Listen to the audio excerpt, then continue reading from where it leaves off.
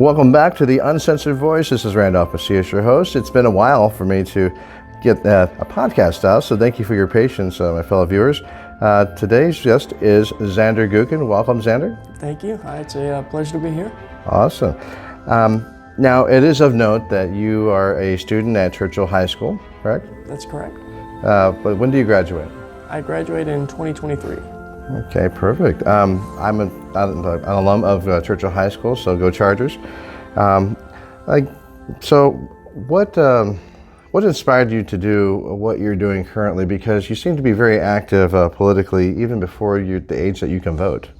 Right. So I think that it's very important that people are politically active prior to being able to vote, because when you're 18, it's time to vote. You don't know who to vote for. You don't know anything about politics. And I think that, especially in the Republican Party, oftentimes what I'm seeing is it's older and older politicians, it's older and older people that are getting involved in the political process, and you're not getting young people involved. And I think that it's essential to making sure that our party stays modern and to making sure that our party is effective and reaches as many people as possible, that younger voters and younger people that can't vote yet, right, are engaged. And so that's kind of what got me into it. I just wanted to make a difference, and I found out that I've got a knack for this stuff, and this is what I can make a difference in. It's very admirable to see a young man of your age being as active as you are, and hoping to do a lot more with your political future. It seems you're well aligned and focused on what you want to do in your life. And just out of curiosity, is there any any type of program at Churchill High School that deals with politics? Any clubs or anything like that? There is not a club at Churchill. I run my own club across Bexar County.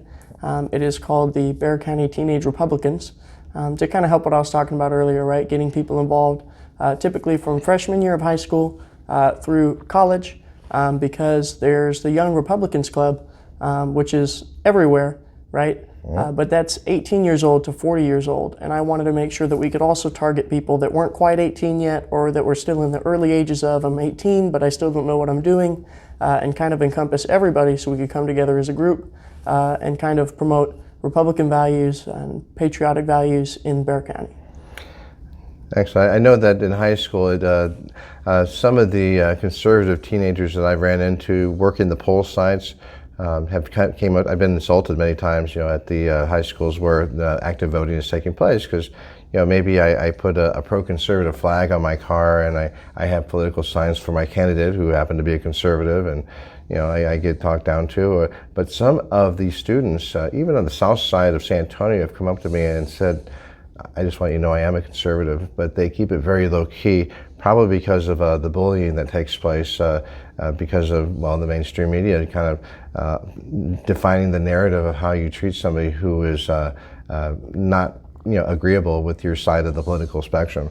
So there were a few brave teenage students there that did tell me I am a conservative, and I'm like, wow, they are out there. They really are. Even if they have to come to me secretly and tell me. Right. I think it's very courageous of them to stand their ground and to have to be low profile, but still have an agenda to get the job done when they do graduate. And God bless them for that, and God bless you for taking this stance at such a young age, even before the age of 18, before you can vote. It is very admirable. Thank you. I just want to give you a compliment on that. Now, I had heard that you had put out a book. What is the book called? The book is called, I have it with me, the book is called Weston and Zander versus the Rhinos. It's about myself and my friend Weston Martinez, who recently ran for land commissioner. And so I had helped him campaign for land commissioner, and he kind of showed me, it was really my first big thing where I was involved in politics, and he showed me all sorts of stuff that was going on, and I realized, there's people in the state of Texas that are infiltrating the Republican Party, right? Rhinos. They're infiltrating the Republican Party, they're voting Democrat, and they're not voting in the interests of their constituents, of the people that voted them in. And I think it's important to fight back against those people. And so I wrote a book, not just for kids, but for adults too. It's a fun book either way, that would help benefit people by learning about rhinos and how we can help stop them. And it's just a fun little engaging thing, I think. And I realized I have a knack for writing books, and I might do a few more in the future. Well, I see so that is your first book. So you are a bona fide, genuine author. I am. And so what did Weston have to say about this? Is he pleased with the way his image is on the book? Weston loves it. Weston loved it. Okay, I was just curious. Did he say make me look different or He said, or I want to heroic? be Captain Texas, is what he said. Captain Texas. All right. That's great. I just didn't know what input he had on that, and I'm glad he told us because maybe he might see the video and give a little chuckle or something. But in any case, yes, that is a very neat thing to see because it's someone we know here locally in Bexar County who has been running for office. And so how can viewers purchase a copy of your book? Is it available digitally, or do you prefer it to go out in tangible form? So it is a tangible form. Open my hands, look at the book. I have a website, www.texasstrong.us, and there's something on there that says schedule an appearance or contact me. And so you can contact me from that button, or you can go on my social media, which is Murican Lifter with a U on pretty much every platform. If you reach out to me there, we can figure out a way, and I can personally drive it to you or mail it to you, and we'll make sure you can get a hand on that book. Okay, excellent, and that's very important because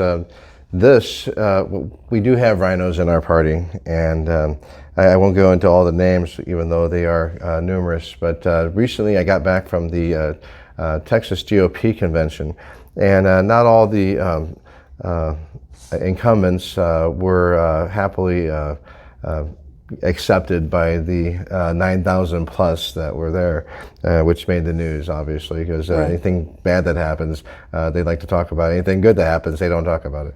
But in any case, we had a huge success there at the Texas GOP convention, and we got a lot of planks passed, which is good.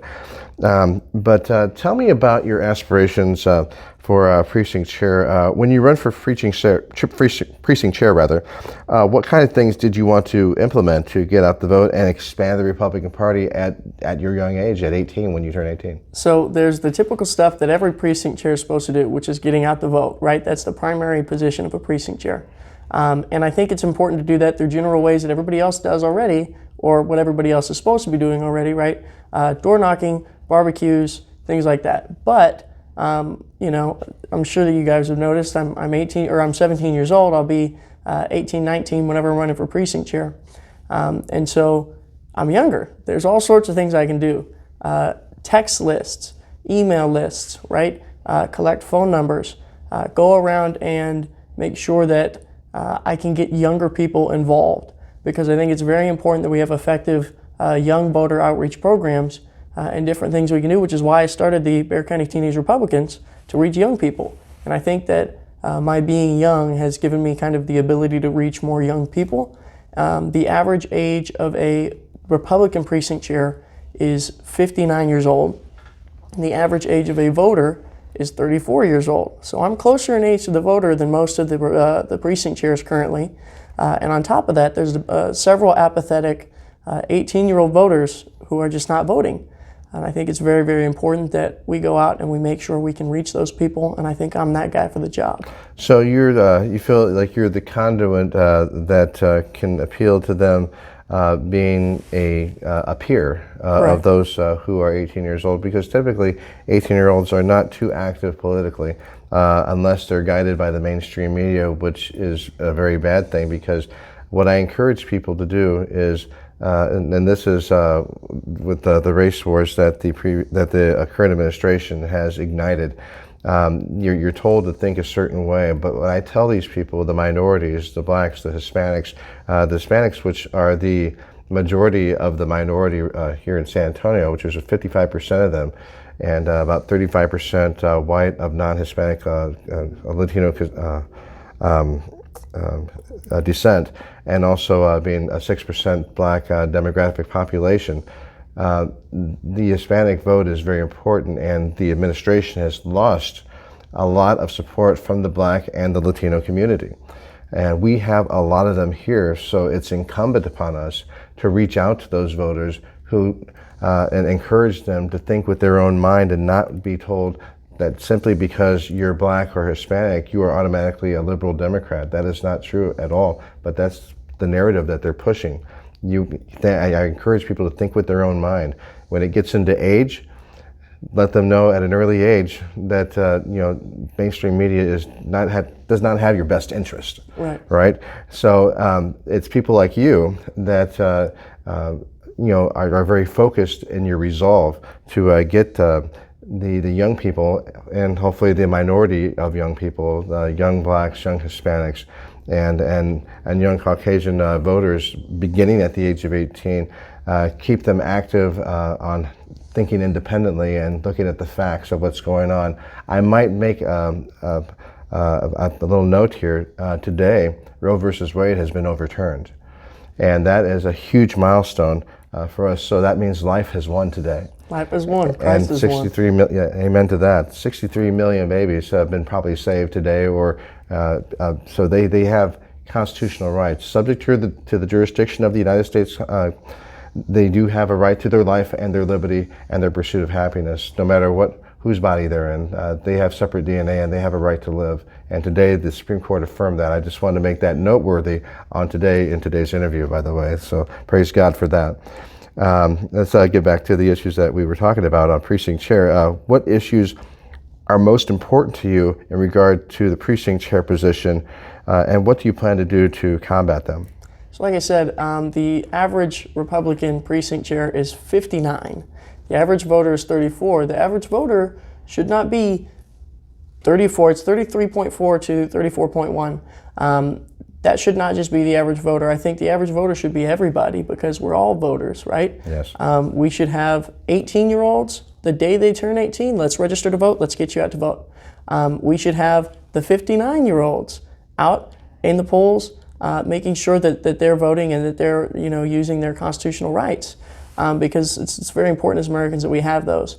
And so, like I said, I want to make sure that I can get the vote to everybody, especially young people. And just because I'm young, just because of the fact that I'm young, I think that I have that ability to be able to reach more young people. I go to a school that's full of young voters that don't vote. And so within my precinct, outside of my precinct, I've got connections to all sorts of young people. And I know what it's like to be a young person, so I know how to effectively talk to them and reach them. And unless you're weird like me, most young people don't want to go around talking to 60-year-old people and say, hey, how should I vote, whatever, what's the right idea about this, right? Can you teach me some more? They don't want to. But I'm sure that an 18-year-old would happily talk to another 18-year-old about, what do you think is a good idea right now, and how can I pursue making sure that these ideas are passed in legislation? So you think they can relate to you simply by virtue of you being the same age as them?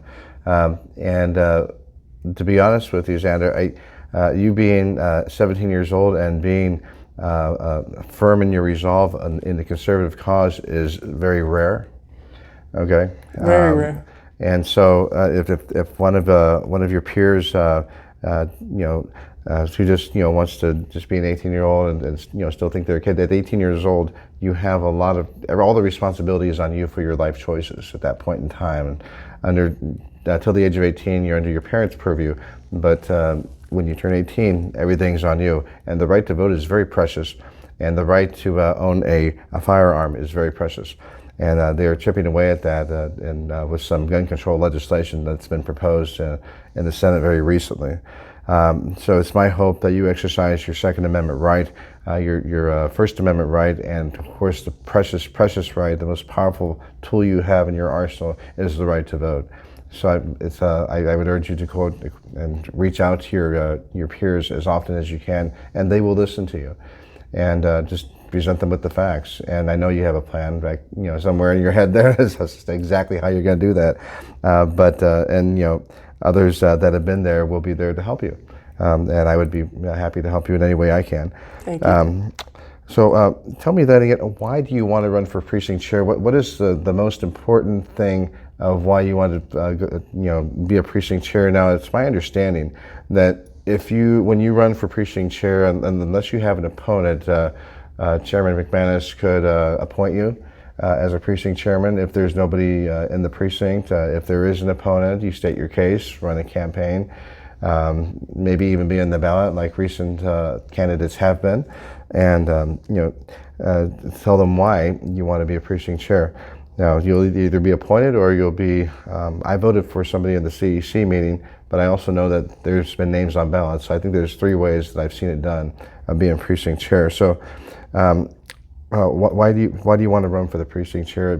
You'll be 18, you'll be the youngest in Bexar County to do that. Well, that's why I want to run.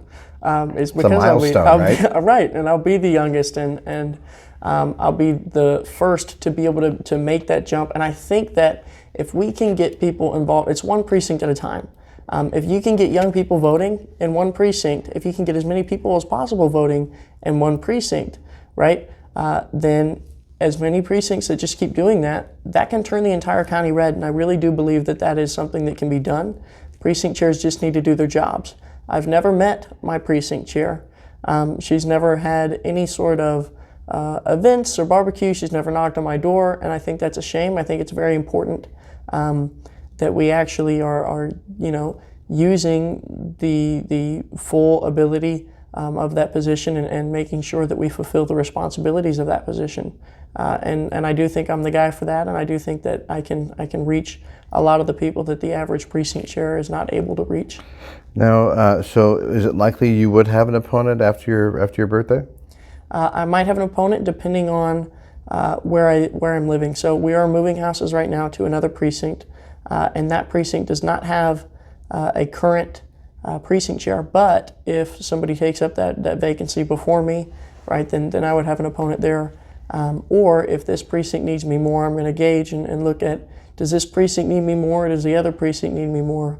Look at the voting records, see where I can be best fit and where I can help the most, and that's where I'm going to go. And so I would have an opponent in this precinct currently. Now, we've seen that voter turnout is very low in Bexar County. When we had the last city council races, I think we actually reached a high, even though it was still low. It was higher than the average. I think it was like 15 or 16% voter Right. turnout of almost 2 million registered voters in Bexar County. And lesser races have gotten like 5 or 6%. In our most recent, I think, March 24th runoff, I think was about 5 or 6%. Incredibly low. Those elections matter. Those types of elections get Myra Flores elected as Congresswoman now of District 34 through a special election. Those get, I think, the lowest turnout, but she got elected, and now she's our Congresswoman. So I predict that there's going to be a red wave coming.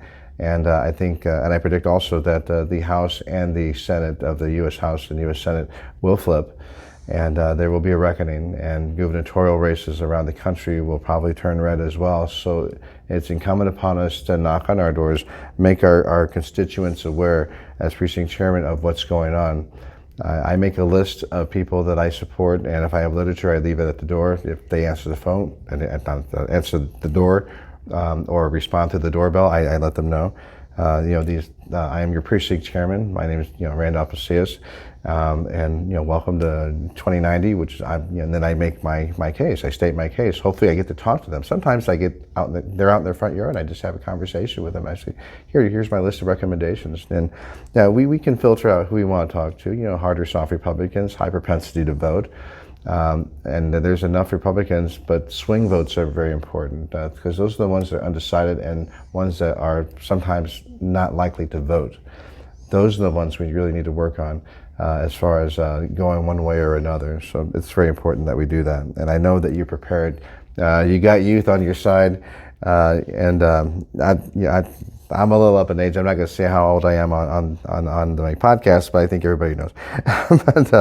But I have this drive, this energy, this resolve to knock on multiple doors all around the United States, but I can't forget about my backyard. So District 2090 is very precious to me, and I'm going to work that until I can't do it any longer. But anyway, getting over to the next question. How can you help young voters and convince them to vote red? What is your strategy? Okay, well, I've already actually done it quite a bit at school. So we've got all sorts of different points of view, right? At Churchill, I've had people rip my American flag off of my truck, and I've had people come up to me and say, hey, I really appreciate what you said in class. I wasn't able to say it because I was afraid. But Zander, I'm really, really glad that you stuck up for life, for guns, for all sorts of things. And there's a lot of conservatives in schools right now. There's a lot of conservative youth, and it doesn't seem like there's a lot of conservative youth because they're afraid to speak out. But there really But you are not. You are not afraid. I'm not afraid. I'm not afraid. Good. And I have reached Democrat people as well just by saying, hey, look, here's what you believe. You believe in freedom and opportunity, and I think that everybody believes in freedom and opportunity and all sorts of things. I think we all believe the same core things, but oftentimes the media especially gets to these young people, the social media gets to these young people, and they look, oh, well, I support equal rights and I support civil rights, so I must be a Democrat, when in reality, that's not the way that it is, right? A lot of those beliefs are Republican beliefs, and whenever you can show people this is what Republican beliefs are all about, come vote red with me, they'll say, okay, I love civil rights, let me come vote red, right? The Republican Party is the party of freedom, and we're all about freedom and liberty, and I have helped convince Democrats, and I've convinced young people just by the fact of being young, but I also have a lot more tools in my arsenal because I'm young. I can work technology, I have a website, right? And I'm not even the best at working technology, but I know I'm a lot better than the 59-year-old precinct chairs. And so there's all sorts of stuff that it's in my arsenal right now as a young person. But the biggest one is just being young and being able to talk to young people on a face-to-face level and say, look, here's what you believe, here's what I believe, we're really the same, come vote with me. We're in a transition here in the Bexar County Republican Party. In SD 25 and SD 26, we made some big changes to our SREC members. Marion Stenko running against Karen Marshall. Karen Marshall was overwhelmingly voted in. And with all due respect to Marion Stenko, she does have a lot of knowledge and a lot of resolve to get things done. But ultimately, the delegates of SD 26 voted her out for their own personal reasons. But Karen Marshall is a fresh face now in our SREC, and we're very happy for her that she has what I feel is a youthful approach to the SREC board seat that she holds currently now due to the vote on SD 26. Chris Coons got voted out and replaced by someone else. I'm not sure exactly what the vote was on that, but we made those two changes statewide. We made a change with Chairman McManus as well. We decided we wanted new leadership, and that's the democratic process. That's how we get things done, and we are the party of election integrity. So the votes that we did have integrity. We pride ourselves on that. That's what sets us apart from the Democrats. We know that the Democrats cheat, and we have video to prove it. 2,000 Mules is one example. If you haven't seen it, I urge you to see it. It's very, very important to be aware, because knowledge is power. Okay, but we need to learn to be more proactive and not reactive. Because being reactive is what resulted in Joe Biden taking the oath of office for the President of the United States. So let's be more proactive, and I see that drive in you, and I really admire that you're that young. Can you give me the, what's the overall climate at Churchill High School? Is it woke? Churchill's pretty woke. Churchill's is, pretty right? woke. I mean, I graduated in '92, but I just gave away my age. But when I was there, I didn't know a lot about politics. But what school district is Churchill High School in? Northeast Independent School District. Now, if you may or may not be aware, I recently worked on a school board race. We tried to get 3 in. One was not elected. That was Jacqueline Klein, had missed it by 71 votes. And we got Marcia Landry in, a very level-headed lady, God-fearing, God bless her. And then we got Diane Villarreal in. I blocked walk with Diane. I did about 300 doors for Marcia, and I did 1,100 doors for Jacqueline Klein. We did have a fellow Republican that worked against us on that, and otherwise she would have been elected, but that's a different matter.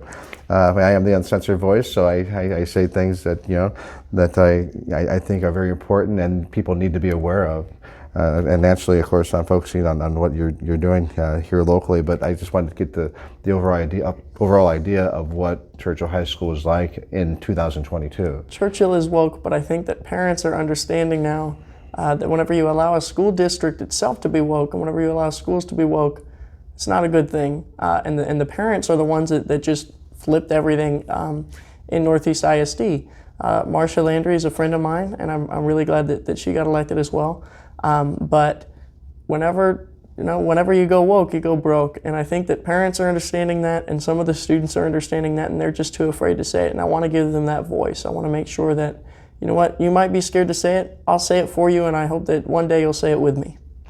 And thank you for that. I really appreciate that. So there are changes that have taken place. It's my understanding that the school board with Diane, Marcia, and there's another incumbent who is conservative-minded, passed some raises for teachers in the ISD school district very recently. So that is in place. Teachers deserve that and more. So I'm glad that whatever raise they got is well-deserved. So that's a good send-off from after you graduate. You know, the teachers will feel like their work really means something because they work Right. on and off the clock all the time. God bless them all. And so, getting back to your precinct chairmanship, how did you get into politics at such a young age? When did you start? Well, I guess I started maybe 2019. 2019, there was COVID going on. I didn't have anything to do. I couldn't go to the gym. I was real down on myself. And God just at some point opened a light for me and was like, Zander, I need you in politics. And I was like, okay. And so I started doing research. I found out, okay, this whole COVID thing, the government is really infringing on our rights right now. And I said, I don't want that to happen. So then I found ways that I can help fight back. I found candidates that I support. I went and I interned and I learned from candidates and all sorts of things. And that's just slowly been a build up to now where I'm involved a lot more on the county level than I previously was. But I'm involved a lot more, and I'm making sure that hopefully other young people as well get involved in politics, because it's an important thing. It really is. Thank you for that answer. I really appreciate that. Let's shift gears to Bexar County Teenage Republicans. What inspired you to start the Bexar County Teenage Republicans Club? Well, we didn't have one at school, and there's all sorts of people at school that have come up to me, and they've, like I said before, I appreciate what you said about guns, about saving children's lives, all sorts of things in class, but they are too afraid to speak out about it in public. And I think that the reason for that is that the Democrats have a group. They're really good about making sure they're all united as a group. Republicans are terrible at it. And whenever Republicans don't have a group, then they feel isolated. They feel like they're alone on an island. And we're really all on the same big island, just a few trees apart, I guess, because people can't see each other, and they don't understand that if we all unite as one, then we will be a powerful force. And that's something that I've done with the Bexar County Teenage Republicans, and I hope to do it even more. Right, is unite youth all together and making sure that this entire county becomes that powerful force. And there's some few other chapters. There's one in Hidalgo who I've been talking to. We're going to take it statewide eventually, but right now we're working on Bexar County and making sure that we can unite that powerful force of youth here in Bexar County. So the young Republicans are not as focused on the younger part of their club, am I correct? They're focusing more on maybe the 20s and beyond, kind of? So we're making sure that we can encompass the entire group, because the young Republicans, they're 18 years old to 40 years old, which is not a bad thing. Those are young Republicans. I mean, like I said, average GOP precinct chair, 59. So those are young Republicans, but they're not the youngest Republicans. I think we need to target the youngest Republicans the most. So Bexar County Teenage Republicans aims to make sure that we can get people that are, as early as 15, right? You've got freshmen that are in that club all the way through college. And so I think that having that group of like-minded individuals before you can vote is just as important, if not more important, than having that group of like-minded individuals after you can vote. How can they be effective before voting age? What do you mean by that? For example, they can't vote till they're 18 years old. Right. What can they do to contribute to the conservative cause at the age prior to voting age? I guess interning on campaigns, stuff Yes, like sir. that? So, knocking on doors for precinct chairs? door knocking's a big one. Door knocking is a huge one. Campaigning for people, interning with people. There's all sorts of people that want interns and they can't find them. And there's all sorts of people that need help with their campaigns. There's elections all the time. There's an election right around the corner. There's an election around the other corner. There's an election right in front of you all the time. There's so many elections. And those candidates that are local candidates, in my opinion, that's the most important, right? I did a little bit of campaigning and door knocking for our new chairman, Jeff McManus. I did a full internship with Weston Martinez, and I've done block walking and endorsements and all sorts of other stuff for other candidates, right? Marsha Landry. But I do think that that's a powerful way. And I think that also just going to fun events together, right? CPAC, all sorts of just different interesting and fun events that we can go to, doing visits to the Capitol or the Alamo, and just educating and learning, because at the very least, if you're not campaigning, you're not door knocking, you're not interning, if you're learning for when you can vote, that's powerful. Very good answer. Thank you for opining on that. So that's what inspired you. So what is the BCT, or the Bexar County Republicans? You said there's not a state chapter, so you wanted to start a club here locally? We've got a local one, and there's a national chapter. There's just not a state chapter, so there's a national organization. So we are filed with the nation. But we are a local organization. We're student-led. There's not really any adult leading involved, if that makes any sense. Kind of like the Boy Scouts. We're all student-led, and we aim to educate people and to have fun and to develop a better community and a better Republican Party here in Bexar County. So does a mission statement exist for the national chapter of Bexar County Teenage Republicans? I guess Texas Teenage Republicans. So for Texas or for the nation? For the nation, do they have something on their website, like a mission statement that I'm you would sure they do, and I'm sure it's very similar to ours. Okay, I was just curious because that would unify the national with the soon-to-be state with the current Bexar County, and kind of give them all cohesion from the grassroots all the way to the national level. And I'm sure that when you probably work on that or talk about it and maybe vote on a good mission statement that would inspire young teenagers even before the age of 18 to have something to focus on as their mission, which is extremely important. Where do you see this club going in the future moving forward?